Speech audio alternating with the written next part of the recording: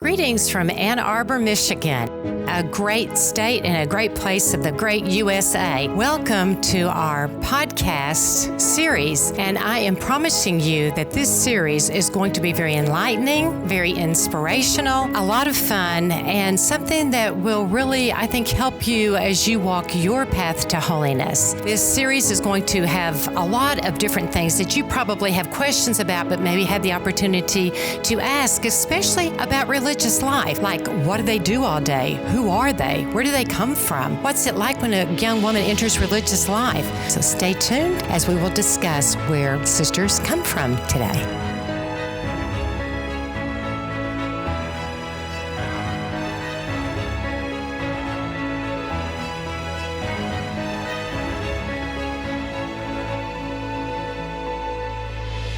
Welcome back, and thank you for joining us on our Lumine Ecclesiae Digital, or as we like to say, our LE Digital.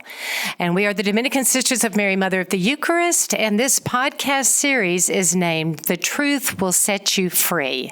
A beautiful scriptural quote, and as Dominicans, our heritage is veritas, or truth. So veritas would be the Latin, and as teachers and preachers, that is what we are bringing to you wherever you may be. We may be coming into your home. We may be coming into your car and riding wherever you are going with you, or you may just be listening to this in a few leisure moments, wherever you may be. But we thank you for being a part of this. And today we have with us two very beautiful sisters, Sister Mary Dominic Gugisberg and Sister Mary Bethany Mansfield. And these two sisters, as you can tell, they're very young, and but a lot of our sisters are. But in any case, they have a very unusual assignment. And this isn't the completion of their assignment, but along with the many other things that they have as obediences and our vow of obedience, they're also what we call our beloved kitchen sisters. Yes. So when you received this responsibility, sisters, how, Sister Mary Dominic, did you react to it? And Sister Mary Bethany, you can respond after her. Well, sister, our life is a lot about just jumping into it. Wherever you are, you never quite know what's going to come at you. Isn't that the truth? And so you always just have to be ready to jump in no matter what it is. Did you just find out that you're going to be on this podcast? Just yesterday. Okay. So you never know what's coming. And so in some ways, I wasn't surprised, but I also was. So it's a great privilege to serve the sisters and making sure that meals are nutritious and well-rounded, but also keeping in mind our vow of poverty. And that we don't become well-rounded in that. That's a very excellently put. Yeah. So yes, but it was just kind of another jumping into the life. Beautiful. And Sister, if you had asked me at the beginning of this semester whether I thought I would be in charge of the kitchen, I would have told you probably not. Because I never really saw myself as a strong cook beforehand, before I entered the convent. But really, one of the things of our life that Sister Mary Dominic touched on is sometimes doing things, jumping into things that you would not have thought you were good at. And did you not think you were a good cook? Oh, Sister. don't ask my family about that before. But really, just seeing, it's such a privilege to, having the faith to know that this is my obedience, this is what the Lord is asking of me, and that it is such a privilege just to be able to say yes and trust that He will give all the graces to serve in this position within the community. That's beautiful, sisters. I love your honesty. Now, I've got to ask you, when did you start cooking? I grew up cooking with my mom. So I was I'm the oldest in my family. And so I grew up in the kitchen with my mom, just kind of watching her doing See, what moms, she was how doing. Important you are. It's true. Teach those daughters how to cook. They might have a religious vocation, and we like to eat. Okay. So really, it was just being with my mom and learning how to cook from her. Beautiful. And I also grew up watching my mom cook. It was never something that I was especially interested in or devoted myself to. And I entered out of high school. So really, I learned how to cook in the convent. Because we all do share the responsibility of cooking for the other sisters. Explain that to our audience. So Here at the Mother House, we have between 60 and 70 sisters living here during the year, typically. And so during the week, the novices, the sisters who are in formation, who are home during the day while everyone else is out teaching and studying, they are assigned teams of usually 4 cooks per day. And so those 4 sisters will receive a menu, which are given by the kitchen sisters. So in this year, it will be sister and me who have been doing that. And then they will prepare the food. And then on the weekends, we trade off. So the professed sisters who have been out at the apostolate during the week then cook on the weekends. So really, you just dive in recipes that you've never seen before, dishes you've never made, and you find out, oh, this is what we're having tonight. So I really owe a lot of my cooking experience to just being in the convent. Beautiful. Now, sister, I have to say, on those rare occasions when we get something burnt or, who do we get angry at? Well, maybe the Lord, because a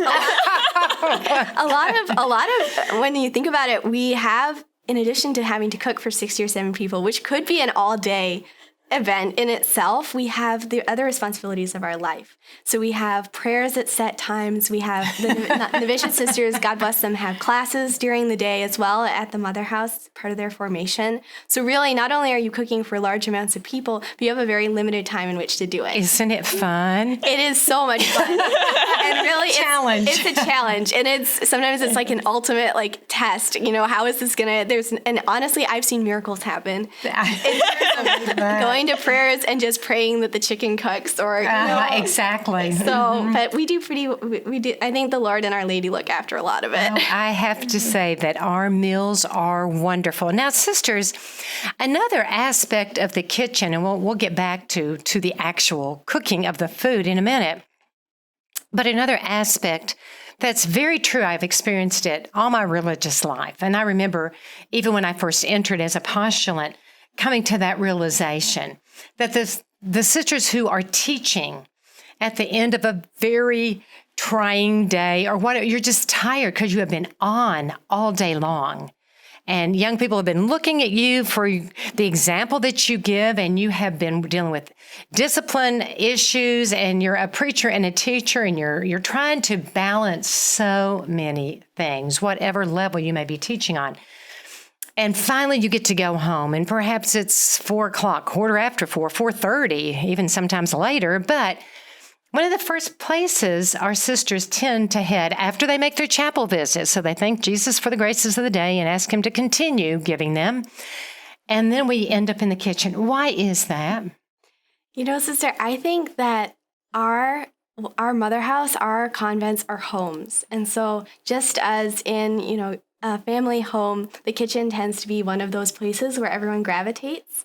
It's very similar. It's here at the Mother House. So, of course, the chapel, our hearts are with the Lord, so we make our chapel visit. But really, a place of community is the kitchen. And I think that it has to do with, we're body and soul. So, we tend to just find each other and come to where the other sisters are. So, that, seeking that community and just seeing what's on the menu for the night. It's a wonderful way to unwind and really seeing also the generosity of the sisters. So many sisters will, passing through, wash a cup or wash their mug or a dirty dish or something like that. So really just pitching in to help as well.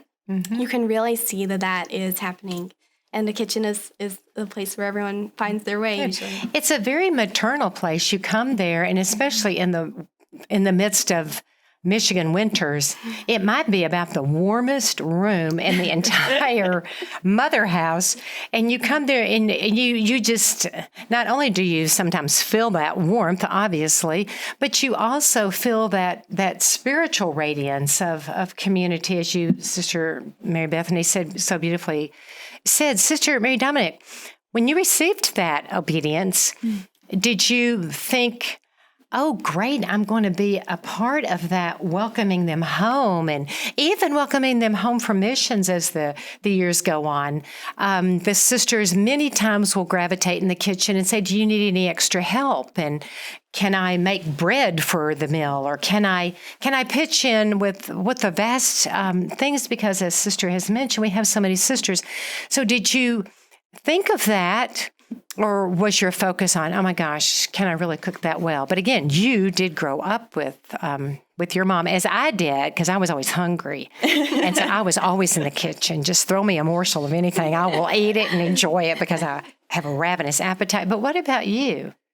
So I think that was one of the things that really surprised me when I started being kitchen sister was just the generosity of sisters who would come to you, especially the sisters who would come home from mission. You think they had just been teaching, they probably had a busy semester, but they're just generous and come and say, sister, can I make a batch of breakfast bread, for all the sisters who are home? Mm-hmm. Can I make whatever it is that's kind of their little specialty, that they're just so generous in bringing their talents to the community. And that's part of what brings the kitchen alive, is when you have kind of like everyone's generous hearts all coming together, and it's all at the prompting of our spouse. Like, we have given our whole lives to him. And so it's just kind of another expression of that overpouring of our maternal hearts. Exactly. Beautiful, sister.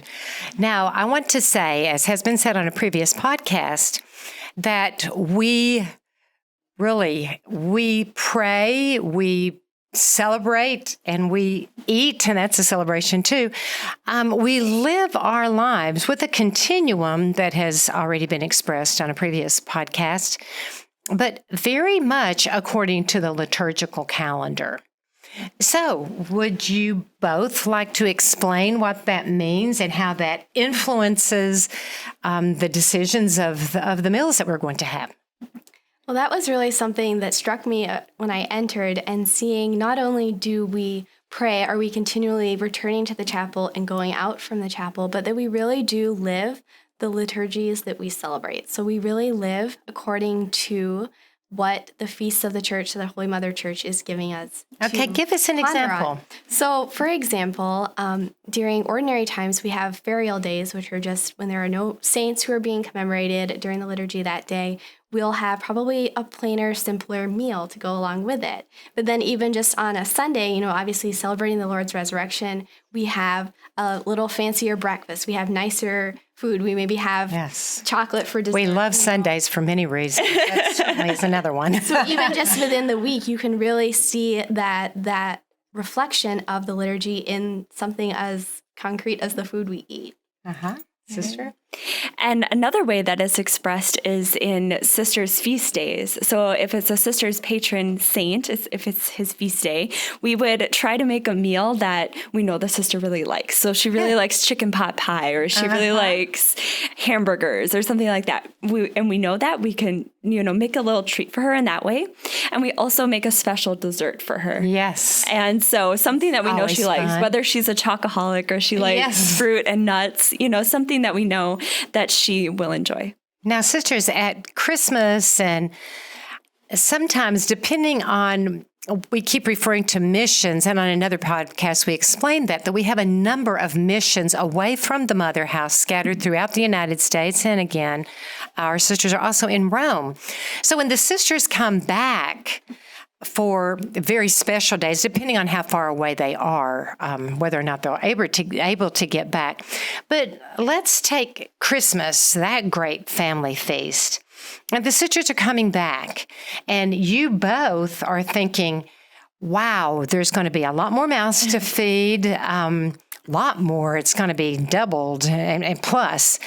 And we have all these different meals.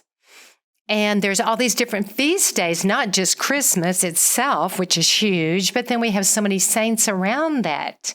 And we have sisters coming in from various missions, and they're all so glad to be home and be a part of Christmas at home, Christmas with the family, Christmas at the Mother House. And all the joy that comes in, and the celebrations and the decorations and so you might be called on because they were out ice skating on the pond in the back, and they come in and go, can we all have, and then you look at a huge mob, hot chocolate. Let's get the hot chocolate going. Let's have a movie some evening and get the popcorn going. And So in some ways, you're kind of the party queens also. And that's a very important role in the community. But if you're thinking of this onslaught of so many sisters coming in, and many sisters, again, as we said, they will be coming back to the kitchen and saying, what can I do? How do you actually organize like the big days and the big crowds? And how do you have a simplification of that for the day-to-day, such as you mentioned with the ferial days, which, again, we mentioned in another podcast. The ferial days are kind of I don't want to say blah, because there's really not a blah day if you're living for God, and certainly there's not a blah day in the convent that I've ever experienced. But they're the calmer days. They're the no major big hype days. They're the, more common, I suppose. So how do you two, heading it up, because a sister could come and say, it's my turn to cook, can I have X? And you're thinking, X for 130 plus. What am I going to do about this? How do you two, as the masterminds, organize all this food?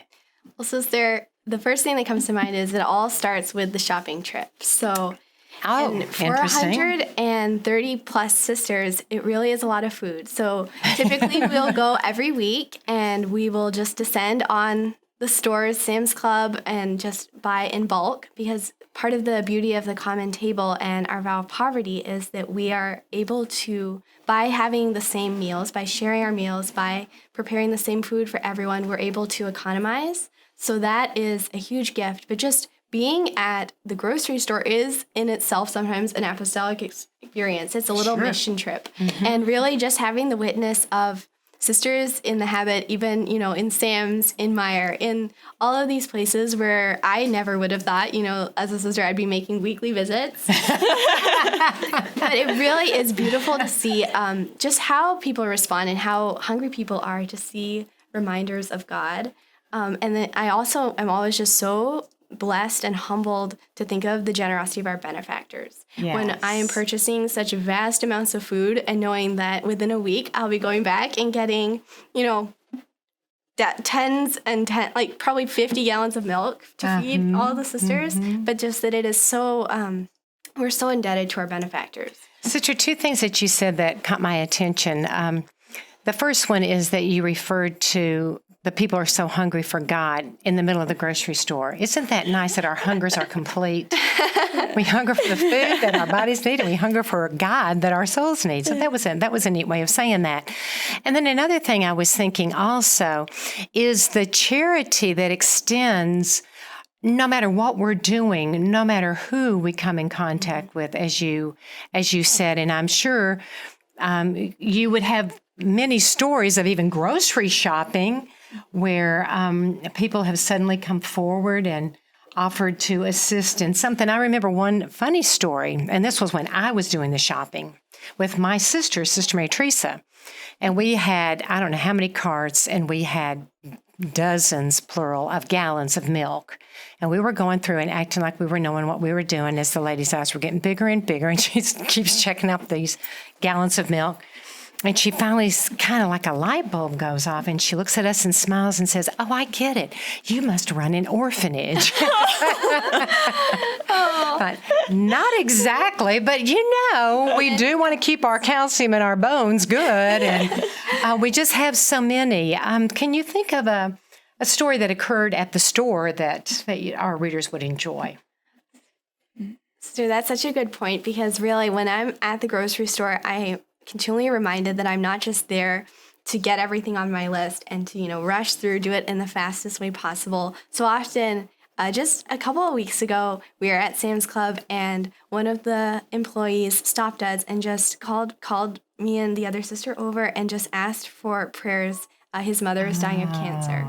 And I'd never seen him there before, but just that he had the sense that he could entrust that sorrow and that intention to us was just such a grace-filled moment, and just recalling that we're not there just to accomplish, procuring food, but we're there really Exactly. to bring Christ and to be that witness. Sister Mary, Dominic, explain our prayer board for our listeners. Sure. So we have a bulletin board in our chapel that sisters will post prayer requests that they receive from people that they meet when they're out and about, like if they're going grocery shopping, like Sister was talking about, or, it could be someone that they work with in one of the schools, or it could even be someone who calls on the telephone and just knows that they can entrust the prayers to the sisters. And those prayer intentions stay on our bulletin board so all of the sisters can see them and lift those people up in prayer.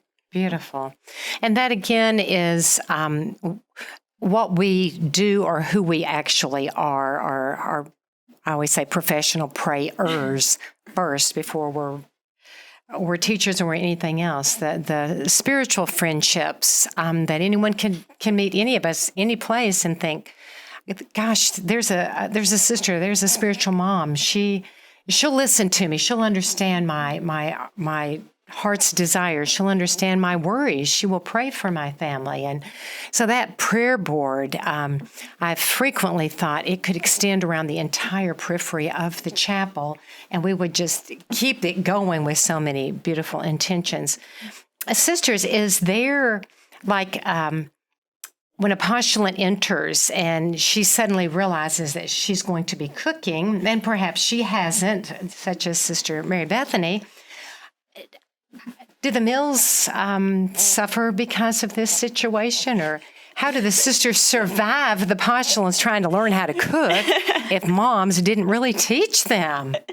Well, some sisters have more of a learning curve than others, but generally that's why you cook on a team. So if there's 4 sisters, there's bound to be at least one person on the team who knows a little bit about what she's doing in the kitchen and can kind of help the other sisters along as they're learning how to cook. So, and oftentimes an older sister, so say a novice, will be on a team with some of the postulants as they're learning. So that's one way to kind of prevent disaster. And that's just another beautiful expression of our community life, is that you have to be humble enough to learn from sisters who are with you, to learn from them how to do something that you don't know how to do. And they have the knowledge, and to just be humble enough to learn. Good. And where do these recipes come from, sister? Oh, all over the place, sister. So many of the sisters will bring their family's recipes or recipes that they're especially attached to, and so it's really I sure did. beautiful. You got 'em. We have the file from your mom, sister, That's right. that are some of the classics, and sometimes just hunting through the cookbook. Sometimes because of our poverty, we receive donations, so sometimes it's we have this. How can we use up? Yeah, exactly. These cans of grape jelly. Like, what's the dessert that uses grape jelly? So it really is from all different sources, but that sort of contributes to the variety and just you never really know what's going to be served. And next. I'm glad you brought that up, because when someone does give us 50 cans of X and they expire on a particular day, then I think that is a beautiful part of our poverty, that we go, okay, we wouldn't have necessarily needed 50 cans of this, but the expiration date's coming up, and we will figure out creative ways to use this such that every meal, it doesn't look the same. And hopefully every meal, it doesn't even taste the same. And so the beautiful variety, and that too is the beautiful creativity that the sisters bring, or that a woman brings to her kitchen, where she can be creative and produce something and then watch the family enjoy. And certainly we sisters do enjoy the fruits of your labors. We totally enjoy that and look forward to every meal. And if we don't go in there and cheat and look at what we're going to have, it's such a nice surprise to just say, oh, wow, look at this. Oh, I wonder what the vegetable's going to be. Oh, wow, I wonder what's the carbs are going to be, whatever. And then to see it put down in front of you and think, I did not cook this. I'm a recipient of this because I was doing 1,000 other things that they weren't doing. But at the same time, the beauty of community, the shared responsibilities. Okay, sisters, do you have even one, I'd say simple recipe for our our listeners, our viewers, for however they are receiving this podcast, that they don't have to run and pull out a piece of paper, but maybe they can just remember that would be a favorite of our sisters. Do you have something that simple? I think that this is probably the simplest recipe out there, and it's one of the favorites of the sisters because it involves peanut butter. Oh, yes. you hit, yes. Peanut butter and chocolate, yes. Okay. They are flourless peanut butter cookies, and all it is 1 cup of peanut butter, 1 cup of white sugar, and 1 egg. And you just beat it all together and scoop it out and bake it like regular cookies. That sounds delicious. Did you bring any with us to the podcast today so that we can have a treat after this? We'll make you some as soon as we get home. Absolutely wonderful. And she is so right that the sisters all, I think it's a universal. If you don't love peanut butter and you don't love chocolate, I just don't know. And the other thing is, too, that those are healthy, if you consider sugar healthy, because they're also gluten-free. So, people who have special diets can enjoy those too. So we hope that this practical advice, and we hope that bringing you into our kitchen at the Mother House was a very warm and enjoyable experience for each of you. Sisters, I can't thank you enough, Sister Mary Dominic and Sister Mary Bethany, for being a part of this and for serving the community in this beautiful, beautiful role. And when I get home this afternoon, I guarantee you I'm going to be ready for a really big meal. So God bless you all, and thank you so much. Thank you, sister. So if you like the material on this particular podcast, then please click on the next podcast for another fascinating story.